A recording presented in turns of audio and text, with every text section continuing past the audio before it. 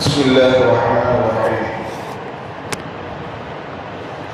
நமது மார்க்கத்தில் கனவுகள் வழியாக எத்தனையோ விஷயங்கள் சட்ட அந்தஸ்தை பெற்றுள்ளன.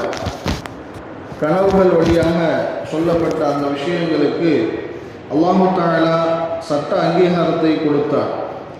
ஈதுல் அல்ஹாவில் நாம் நிறைவேற்றுகின்ற மிக முக்கியமான கடமை உல்ஹியா எனும் அறுத்து பலியிடக்கூடிய கடமை. இக்கடமையின் ஆரம்பம் கனவுதான்.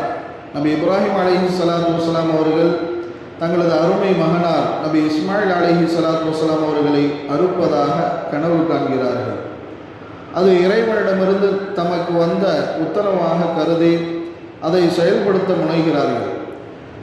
நபிமார்களின் கனவுகளும் வஹி என்னும் இறை செய்திகள்தான். தங்களது மகனாரிடம் இது குறித்து ஆலோசனை கேட்கிறார்கள். இருவரும் இணைந்து அக்கனவை நனவாக்க முயன்றார்கள். ஃபலம்மா பலக மஅஹு ஸஅய قال يا بني إني أرى في المنام أني أذبحك فانظر ماذا ترى قال يا أبت افعل ما تؤمر ستجدني إن شاء الله من الصابرين. பின் அம்மகன் அவருடன் நடமாடக்கூடிய வயதை அடைந்தபோது அவர் கூறினார், என் அருமை மகனே, நான் உன்னை அறுத்து பலியிடுவதாக நிச்சயமாக கனவு கண்டேன். இதை பற்றி உன் கருத்து என்ன என்பதை சிந்திப்பீராக. மகன் கூறினான், என் அருமை தந்தையே, நீங்கள் ஏவப்பட்டபடியே செய்யுங்கள். அல்லாஹ் நாடினால் என்னை நீங்கள் பொறுமையாளர்கள் நின்றுள்ளவனாகவே காண்பீர்கள். பிறகு அல்லாஹ் சுவனத்திலிருந்து ஒரு ஆட்டை அனுப்பி அதை அறுக்க சொல்லி கட்டளையிட்டான். நமக்கும் அது கடமையாக்கப்பட்டது.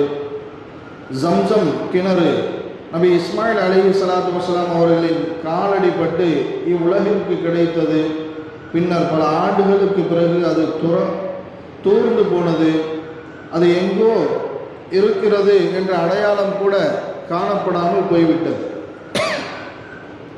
பின்னர் நபிகள் நாயகம் ரசூலுல்லாஹி ஸல்லல்லாஹு அலைஹி வஸல்லம் அவர்களுடைய காலத்திற்கு சற்று முன்புதான் கனவின் வழியே அறிவிக்கப்பட்டு அது கண்டுபிடிக்கப்பட்டது. ஜம்சம் கிணறு எந்த இடத்தில் இருக்கிறது என்ற தேடலின் நாட்களில் நபிகளாரின் பாட்டனார் அப்துல் முத்தலிப் ஒரு கனவு கண்டார். அதில் ஒருவர் தொய்யிபாவை பரிசுத்தமானதை தோண்டுங்கள் என்று அவரிடம் கூறினார். அப்படி என்றால் என்ன என்று அவரிடம் கேட்டபொழுது அவர் ஒன்றும் கூறாமல் சென்று விட்டார். மீண்டும் இரண்டாம் நாள் கனவிலும் அம்மனிதர் வந்து பாக்கியமானதை தோண்டுங்கள் என்று கூறினார். அப்படி என்றால் என்ன என்று மீண்டும் அவரிடம் கேட்டபோது அப்போதும் அவர் ஒன்றும் கூறாமல் சென்று விட்டார். மூன்றாம் நாளும் கனவில் வந்து மகிழ்ச்சி தரக்கூடியதை தோண்டுங்கள் என்று கூறினார். அப்போதும் அது என்ன என்று கூறாமல் சென்று விட்டார். அதற்கு மறுநாள் வந்துதான் ஜம்சமை தோண்டுங்கள் என்று கூறினார். அது எங்கு இருக்கிறது என்று அப்துல் முத்தலிப் வினவ, கஅபாவின் முற்றத்தில் பிராணிகளை பலியிடும் இடத்தின் அருகே வெள்ளை காகம் ஒன்று தரையை கொத்தி கொண்டிருக்கும், அந்த இடத்தில் தோண்டுங்கள் என்று கனவில் வந்தவர் கூறி சென்றார். இதன்படியே கிணறு தோண்டி தண்ணீர் பெறப்பட்டது. ஆக பரக்கத்தான அந்த ஜம்சம் தண்ணீரை நாம் மீண்டும் பெற்றது கனவின் வழியேதான். நபிகள் நாயகம் ரசூலுல்லாஹி ஸல்லல்லாஹு அலைஹி வஸல்லம் அவர்கள் கூறினார்கள், கனவில் நான் சோனத்திற்கு சென்றேன். அங்கு ஒருவர் அழகிய துணியில் திருக்குர்ஆனை ஓதிக்கொண்டிருந்தார். அவர் யார் என வினவிய போது அவர்தான் ஹாரிசா இப்னு நுஅமான் ரலியல்லாஹு அன்ஹு என்பதை அறிந்து கொண்டேன். இதுதான் பெற்றோருக்கு கட்டுப்பட்டு வாழும் பிள்ளைகளுக்கு அல்லாஹ் கொடுக்கும் சன்மானம் என்று கூறினார்கள். ஆக சுவனம் எனும் பாக்கியம் அந்த சஹாபிக்கு கிடைக்கிறது என்ற நற்செய்தி கனவின் வழியாகவே அவருக்கு கிடைத்ததாகும். மேலும் தொழுகைக்காக கூறப்படுகிற பாங்கு, அதன் வாசகங்கள் கனவின் மூலம் நமக்கு கிடைத்தவைதான். மக்களை தொழுகைக்கு அழைப்பதற்கு எத்தகைய முறையை கையாளலாம் என்று நபி அவர்கள் சஹாபாக்களோடு ஆலோசனை நடத்தினார்கள். சிலர் தீப்பந்தங்களை ஏற்றி வைத்து மக்களுக்கு தெரிவிக்கலாம் என்றும், இன்னும் சிலர் எக்காலம் வைத்து சப்தமிட்டு ஊதி தெரிவிக்கலாம் என்றும், இன்னும் இது போன்ற பல யோசனைகளும் கூறினார்கள். அந்த நேரத்தில் தான் ஹஜ்ரத் அப்துல்லா இப்னு ஸைத் ரலியல்லாஹு அவர்களுக்கு கனவின் மூலமாக பாங்கின் வாசகங்கள் கற்றுக் கொடுக்கப்படுகிறது. மறுநாள் அதை அவர்கள் நபி அவர்களிடம் வந்து கூறினார்கள். நபி அவர்கள் அதை அங்கீகரித்தார்கள்.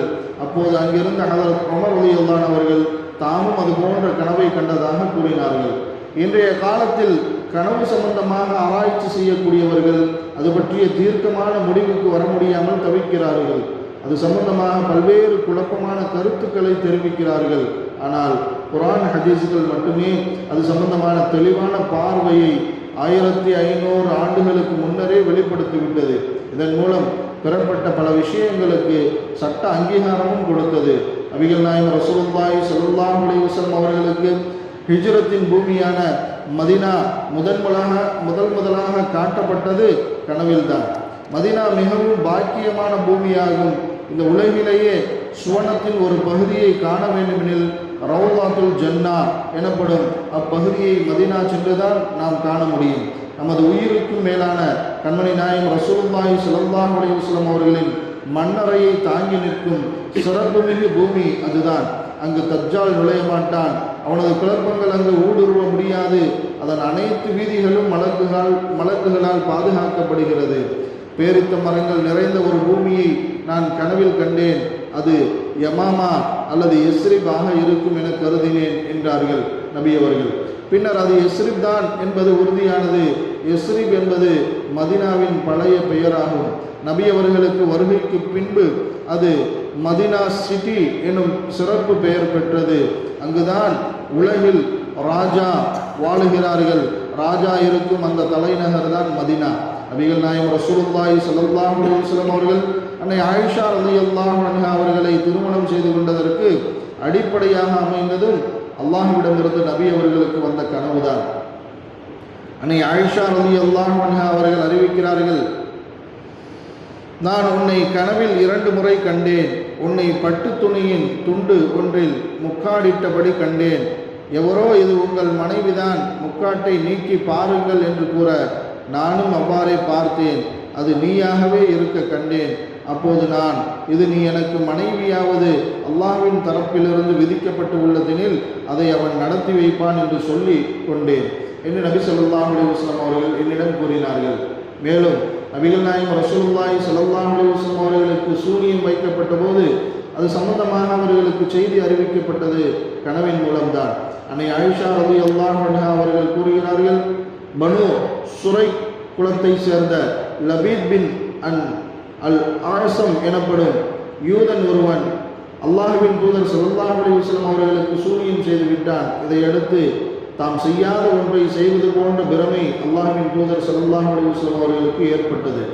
ஒரு நாள் அல்லது ஒரு இரவில் அல்லாஹ்வின் தூதர் ஸல்லல்லாஹு அலைஹி வஸல்லம் அவர்கள் பிரார்த்தித்தார்கள். பிறகு மீண்டும் பிரார்த்தித்தார்கள். பிறகு கூறினார்கள், ஆயிஷா, விஷயம் தெரியுமா?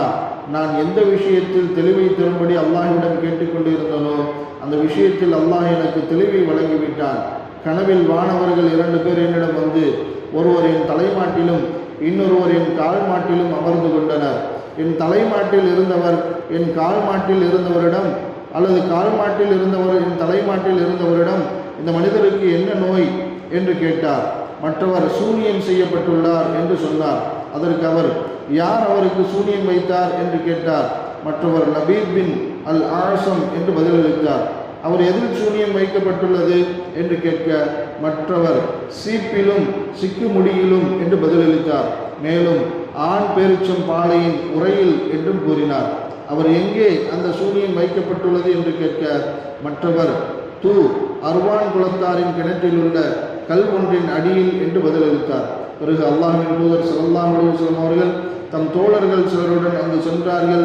பிறகு என்னிடம், ஆயிஷா, அல்லாஹ்வின் மீது ஆணையாக அந்த கிணற்றின் தண்ணீர் மருதாணி சாற்றை போன்று கலங்களாக இருந்தது. அதன் பேரிச்ச மரங்கள் ஷைத்தான்களின் தலைகளை போன்று இருந்தன என்று சொன்னார்கள். உடனே நான், அல்லாஹ்வின் தூதரே, அதை தாங்கள் வெளியில் எடுத்து காட்டி எரித்திருக்க கூடாதா என்று கேட்டேன். அதற்கு அவர்கள், இல்லை, அல்லாஹ் என்னை குணப்படுத்தி விட்டான். மக்களிடையே தீமையை பரப்ப நான் விரும்பவில்லை. எனவே அதை நான் புதைத்து விடும்படி கட்டளையிட்டு விட்டேன். அவ்வாறே புதைக்கப்பட்டு விட்டது என்று பதிலளித்தார்கள். நபி முஹம்மது ஸல்லல்லாஹு அலைஹி வஸல்லம் அவர்களுக்கு பிறகு தங்களை நபி என்று வாதிடும் பொய்யர்கள் தோன்றுவார்கள் என்ற செய்தி கனவில் சொல்லப்பட்டதுதான். அதற்கு அபூ ஹுரைரா ரலியல்லாஹு அவர்கள் கூறுகிறார்கள், இறை தூதர் ஸல்லல்லாஹு அலைஹி வஸல்லம் அவர்கள், நான் தூங்கிக் கொண்டிருந்த போது கனவில் என் 2 கைகளிலும் 2 தங்க காப்புகளை கண்டேன். அவற்றின் விளக்கம் எனக்கு தெரியாமல் இருந்த நிலை என்னை கவலையில் ஆழ்த்தியது. எனவே கனவில் அவ்விரண்டையும் ஊதும்படி எனக்கு கட்டளையிடப்பட்டது. அவ்வாறே நான் ஊதினேன். உடனே அவ்விரண்டும் பறந்து விட்டன. எனவே நான் அவ்விரண்டுக்கும் எனக்கு பின் வெளிப்படவிருக்கிற மகா பொய்யர்கள் இருவர் என்ற விளக்கம் கண்டேன். அவ்விருவரில் ஒருவன் அனசி, மற்றொருவன் முசைலமா என்று கூறினார்கள்.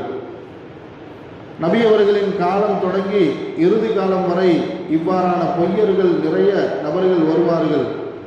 மன்னர் ஹாரூன் ரஷீத் பாதுஷாவின் அரண்மனைக்கு வந்த ஒருவர், நான் தான் அல்லாஹ் என்று கூறினார்.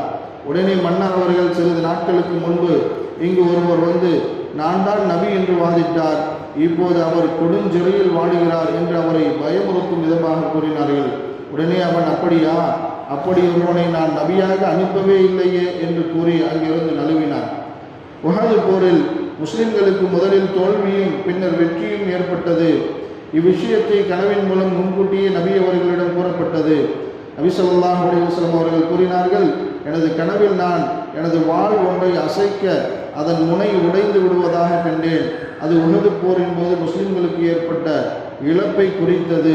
பிறகு அதே கனவில் மற்றொரு முறை அந்த வாளை நான் அசைக்க அது முன்பிருந்தபடியே மீண்டும் ஒட்டிக்கொண்டு அழகாகிவிட்டது. அது அல்லாஹ் அதே உஹது போரில் கொணர்ந்த உறுதிப்பாட்டையும் சிதறி ஓடிய முஸ்லிம்கள் மீண்டும் ஒன்று திரண்டதையும் குறித்தது. அந்த கனவில் நான் சில காளை மாடுகளை பார்த்தேன். உஹதில் கொல்லப்பட்டவர்களுக்கு அல்லாஹ் அளித்த அந்தஸ்து அவர்கள் இந்த உலகில் இருந்த நிலையை விட அவர்களுக்கு சிறந்ததாகும். எனவே அந்த மாடுகள் உஹது போரின் போது கொல்லப்பட்ட இறை நம்பிக்கையாளர்களை குறிப்பவை ஆகும். இவை அல்லாமல் சின்ன சின்ன பல்வேறு விஷயங்களையும் கூட அல்லாஹு தஆலா நபி அவர்களுக்கு கனவின் மூலம் காண்பித்து கொடுத்தார்.